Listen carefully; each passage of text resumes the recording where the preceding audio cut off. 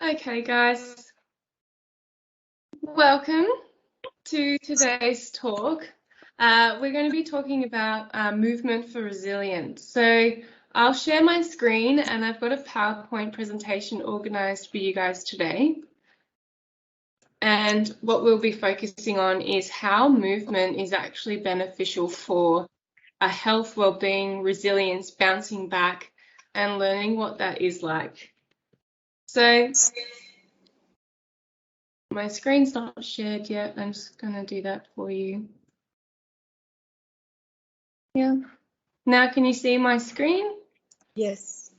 Beautiful. So I'm going to start my slideshow. So what we're looking at today is movement for resilience and understanding how to set some strong foundations around the way that physical activity and movement can actually impact and help with this word or thing called resilience. So the first thing that I wanted to do was have a little reflection on some of those challenging thoughts or actions that you might have. And I know that the last 2 years have been quite difficult for a lot of people. And so some of these thoughts that you might have had are, is something impossible? It seems completely out of reach. I can't do it. I can't push through this tough time. I don't know how to manage this crisis. I don't know if I can go back or if I'm able to allow my body and my mind to go back into what I was meant to be doing. And quite commonly, these thoughts come around when our body and our mind is under a lot of stress and when we're unable to process or think about options around how we can actually move forward. But when we have these thoughts, now I want the two of you to reflect. I want you to think, how many times have you had this thought and yet you've managed to overcome it? So the things like, were you able to have the impossible become possible? Yes. Did something that you couldn't do turn into, I can do it? Were you able to push through? Were you able to bounce back? And were you able to grow? So these questions will cause you to reflect on some times where you may have been struggling, you may have had a very stressful time in your life, but you've made it through to the other side and you were able to come back to this, what we call baseline level of self, and you grow from that and you learn from these experiences. And having that baseline knowledge is what we base resilience off. It's that ability to be stretched, pulled, pushed, and then somehow come back with your supports and your strategies with growth in that knowledge base. So thinking about that, let's go into what resilience actually is. So resilience is the ability to withstand, recover, adapt, and grow in the face of stresses, adversity, trauma, threat, misfortune, or change. Now I've got two pictures down the bottom of this screen. On the left, you can see there's this gentleman holding a rubber band. Now I love the use of a rubber band for explaining resilience, because with a rubber band, they will stretch, they will pull, they get pushed and pulled into all different shapes and sizes, they get put under tension, they get put under pressure, and yet sometimes, or most of the time, hopefully, they manage to spring back. They come back and they have lived through that adversity. They've lived through that change in that trauma. Unfortunately, sometimes they do break.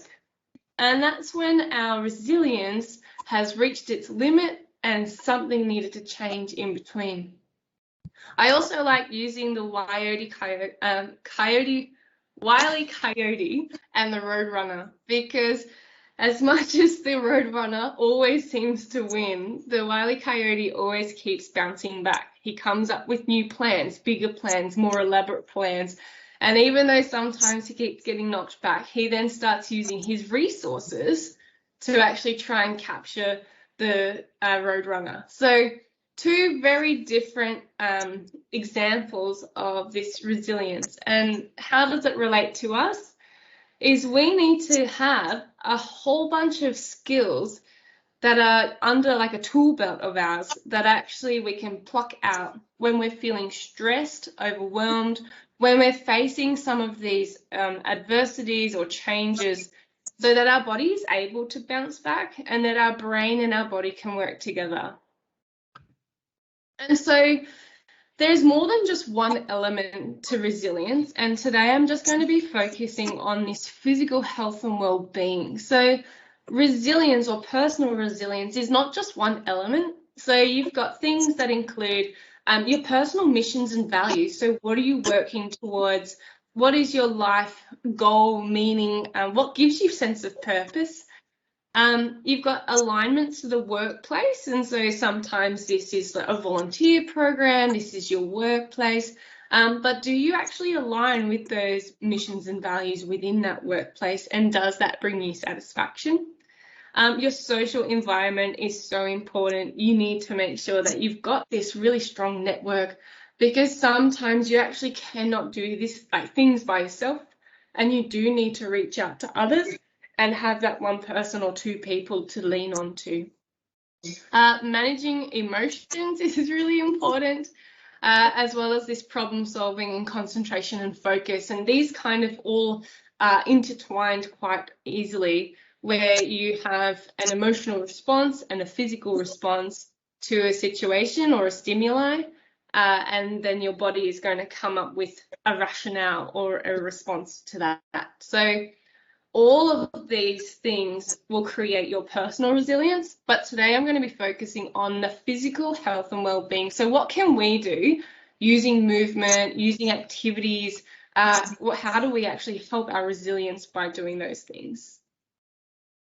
So to understand how we use exercise, movement and activities, we actually need to understand what happens with our stress dynamics. And so here we have the demand that your body, your brain, and your stress is put under. So this depends on the amount of stress, the type of stress, the type of intensity, how much, like, for example, a workload. When you're at work, are you under pressure? Are you lacking in staff? Are you asked to do 3 jobs at one time with a short deadline? You can imagine that that level of stress and the emotional input that happens with your body will be quite high.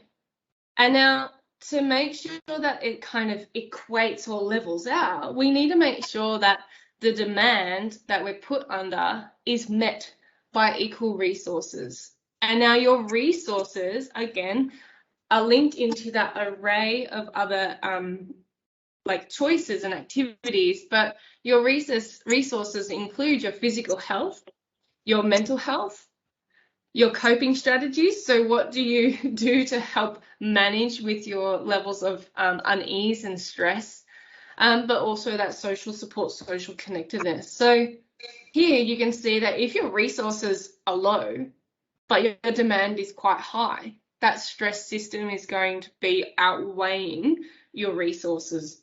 So what we want to do, we want to really buff up that resource section so that you have more of an equal weight to level out that demand that you've been put under.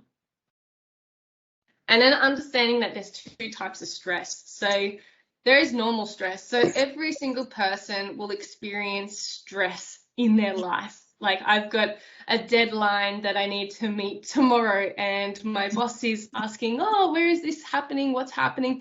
Then you might go to an incident where you have to respond to like a 000 call or something along those lines, and your body is naturally going to respond to these stimuli, the change in stimuli, a new situation. And so natural stress is when your body reacts in that fight, flight, and freeze response. So it's going to send a message to your brain that says, okay, we need to be alert, we need to be checking for danger, we need to assess the situation, and we need to respond appropriately.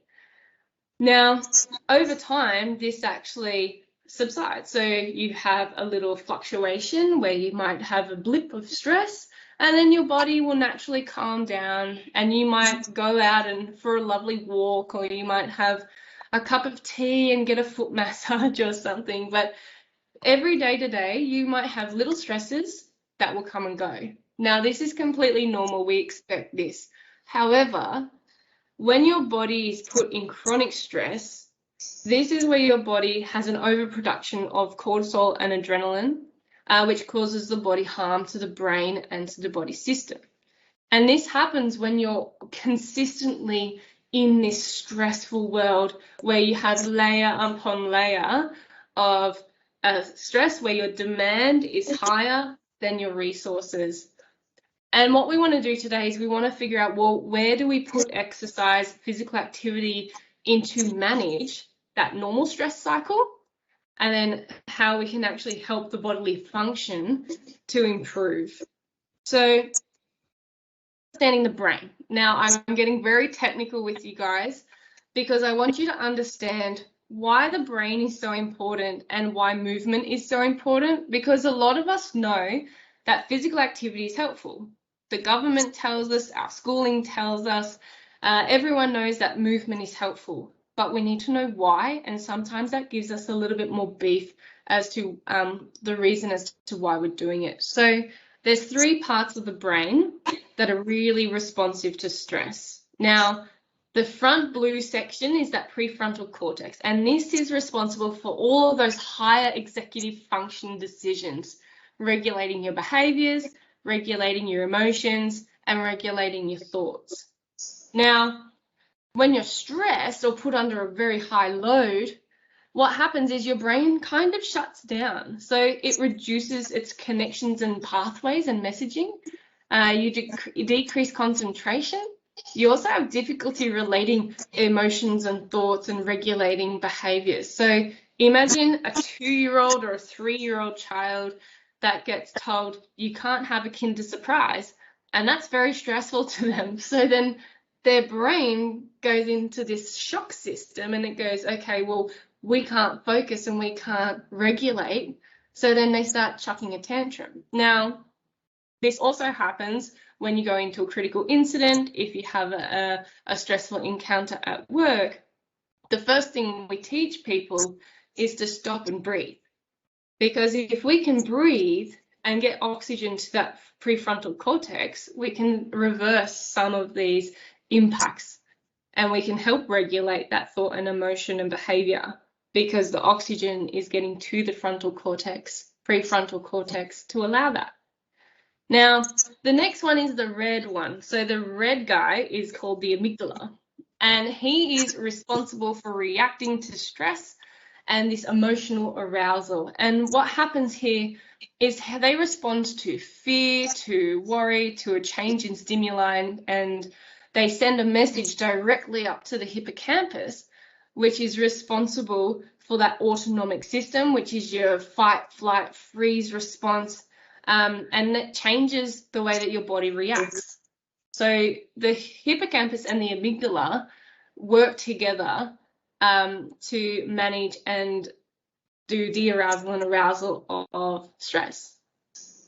But what happens with the amygdala is that they decrease and have alterations in volume, as well as they become hyperactive to stress responses. So if you think about the last time you were in a very stressful situation, were you able to tolerate more stress? Or did everything just seem to be more stressful and harder? And then with the hippocampus, so the hippocampus is responsible for storing, learning, and memory, as well as contextualizing information. And with a stressed hippocampus, they actually decrease in volume, size, and capacity. So when we're stressed, our brain is really functioning at a lower capacity. You have reduced memory, so if you're ever in a stressful situation, sometimes you can't file those memories or logical processes in order. You have poor filing and storage, as well as it's really hard to contextualize information. So I know that I just did a very big brain dump, of information there. But in short, what we can see is that your brain starts functioning slower and it becomes highly aroused, and your memory and emotion regulation becomes less. So what we need to know is we need to know that exercise can relieve stress. And I'm not telling you anything new here, but we need to add some exercise in to actually help process and reduce some of those stresses. We need to also increase our tolerance in developing patterns of movement, so it actually helps our physical shift. And what I'm talking about here is using your body to bend, stretch, push through an exercise that actually teaches you how to become resilient. So it teaches you, when I do my 8 exercises and I get to 6 and it's just too hard, but you keep going, that teaches you that you've got more in the bank, that your body's able to withstand more than you thought, but you actually succeeded. So you went through the hard times and you succeeded, and then you can use that as a positive footstep. So when we think about exercise and stress, a lot of the time stress comes first. So you might be suffering from mental health, anxiety, stresses, depression. You might have mood swings, poor sleep, get a headache, poor concentration. You might have body tension, tremors, restlessness. You might actually find that your heart rate increases through the roof, your blood pressure is really high, you've got diabetes and high cholesterol, which increases risk of heart attacks. We find that people who are really stressed have poor immune systems and they get sick really quickly. And people also who are highly stressed have really high levels of inflammation. And this inflammation can actually cause more depression and anxiety. The immune and the inflammation can actually cause muscle joint aches and pains.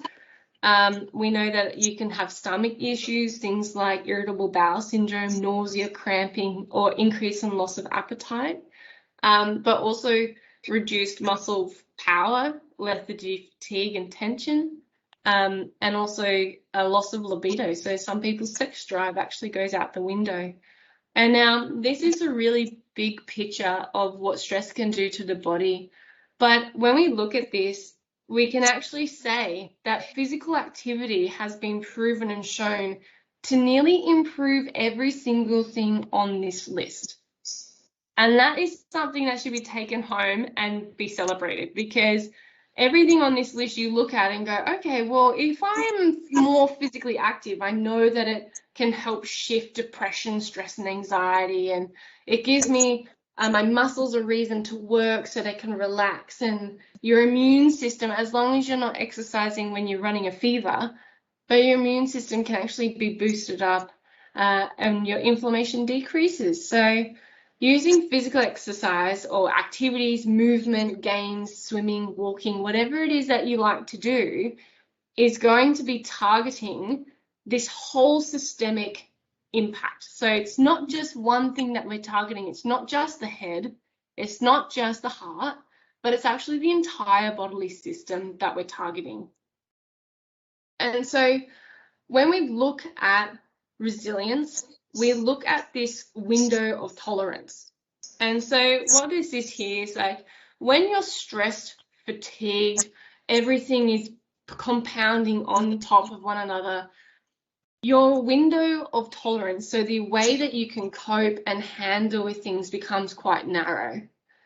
And what we need to do is we need to figure out what skills and strategies we can put in place to actually optimize and widen that tolerance window, so that when we have highs and lows, they're not as high and low, and that we are able to pull out our skills and say we can actually manage this stressful period as well as maybe something else that's happening coincidingly. So making sure that we have skills and strategies to buffer out that window of tolerance so that we can manage. So I've included this lovely picture. It's called I Bend So I Don't Break. And this is what resilience is all about. It's all about using your body to actually help your mind and your whole system become more flexible, become more tolerant, to become malleable in the way that when you're put under pressure, stress, and tension, you can actually go, well, when I'm exercising, that reduces my baseline level of stress. When I do exercise or movement, or I go and play a game of tennis, that is able to increase my socialization, and it's able to help my body recover from maybe a very stressful day at work. So physical activity, movement, structured like strength exercise, yoga, meditation, these are all different types of activity that we encourage you to do so that you don't break. We teach the body to adapt, be flexible, and be malleable, so that when you become under pressure, you actually have a bit more of a buffer zone. Now, here is why exercise helps. We know for a fact that it helps manage stress.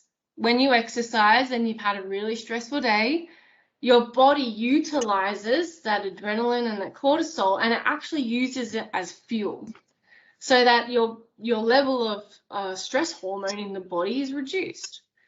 We also know that it helps manage that physiological and psychological changes that happen with stress. So like I was saying before with the brain, it actually increases oxygen to the muscles, it increases oxygen to the brain, it sends these really positive hormone regulations like dopamine, adrenaline, and serotonin, which actually make you feel good. So that if you're feeling down and in the dumps, that if you move and do exercise, your body gets this natural boost of feel-good chemicals. We know that physical activity actually blunts and reduces that stress response. So you're not as highly reactive. So again, we're creating this buffering zone. It protects against stress-related diseases, so mental health conditions, but also things like heart attack, diabetes, and things like that. We know that physical activity actually is quite preventative. And when we look at mental health, we know that those who are more active are about 75% less likely to have symptoms of depression and stress than those who are inactive. So using your body to help regulate your systems actually creates a buffering zone in itself. And here we have sleep. Now, sleep is so important because we need to make sure that we regulate our hormones and we regulate our body so that we actually have enough recovery time when we sleep. And when you recover, it's recovering not only your physical body, but your mind and your brain. And so making sure that we have adequate sleep and physical exercise, like you go to the gym, that will actually help you sleep because your body needs to recover at nighttime. And so we use movement for resilience in a few different ways. So again, I keep going back to the brain because when you do physical activity, and I can use strength training for an example, when you do resistance exercise, your brain grows new pathways. It grows faster pathways, it reconnects, it lights up like fireworks in your brain when you do exercise. And it reduces these toxic levels of chemicals induced by stress. And there's this word called neuroplasticity, which means that your brain becomes like that rubber band. It becomes able to adapt and be malleable and bounce back more easily than if you were to not be physically active. Things like improving your stress resilience. So again, I talk about this buffering zone. If you're physically active, you can tolerate more stress. And I'm not saying that you need to tolerate more stress, but your body has the capability of taking on more stress without being as provoked. It increases your brain's memory and your brain's processing capacity, which means that we can now work at that higher functioning level. We can absorb and do these kinds of activities that we want to. When you do exercise, it builds your physical tolerance. So not only is it making your body stronger, but your mind stronger as well.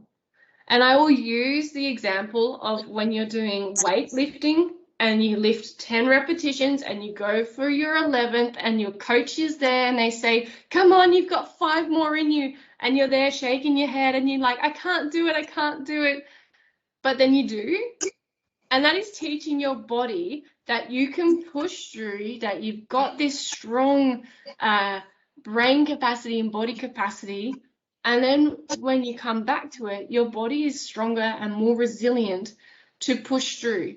We also know that people who are physically active have higher levels of resilience because they're used to having physical stress and they're used to managing that physical stress and know that when they rest, it will come back to baseline.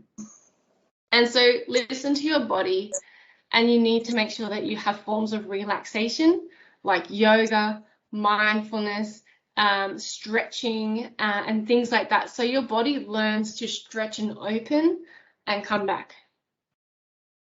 So we talk about setting foundations. So I come up with 6 foundations that you really need to put in as concrete evidence to why physical activity needs to be included. I always say create a routine. Commit to the cause. So know why you're doing it, have a reason, and just show up. So show up every day to that activity, to that thing that you wanted to do, because that's what's going to get you through. Find something that's fun and enjoyable. Anyone who's heard me speak before knows that I don't like swimming. And so if someone said to me, swimming is the best thing for you to do, and I was like, yeah, okay, that's really cool, but the likelihood of me doing it and continuing doing it is really low. So find something that you enjoy and then find something that is fun, and you're more likely to maintain that level of engagement. Have some community or social engagement so that you've got someone that you can say, hey, Jack, I need a hand to do my exercise today because I'm feeling really low. Or you might have a personal trainer or someone that you call up and be like, okay, I need to book in regular sessions to create that routine and to have someone accountable to. So sometimes we cannot do it on our own, and sometimes we really need that backup. Start from baseline. I don't mind where you're starting from because every single person is going to be different. So start from your own baseline. So today is square one. This is where we're starting from. Set your goals. Think about what you want to achieve and why you're doing it, and then set those small little steps. Learn from your past. Now we know that we've gone through tough times, and when you come out the other side, you're going to grow and become more resilient. So when you've done a really hard exercise session, you can think back and say, actually, no, I managed that and I felt really good afterwards. And so learn from your past to know that you've got more in you and that you will recover afterwards. And that's a really strong tactic. And build on your current skill set. So if you're already walking every day, then I want you to incorporate one skill that you haven't done before. So maybe you wanted to learn how to play tennis and you go and join a tennis team, or I've recently just joined OzTag team because it's one thing that I wanted to do. So build on your skill set because every one of us has a foundation to work with. And if you use these 6 skills, you'll be able to implement some sort of regular physical routine that is helpful for your body to stretch, flow, and bounce back under stressful conditions. So what does it look like? Anything is absolutely better than nothing at all.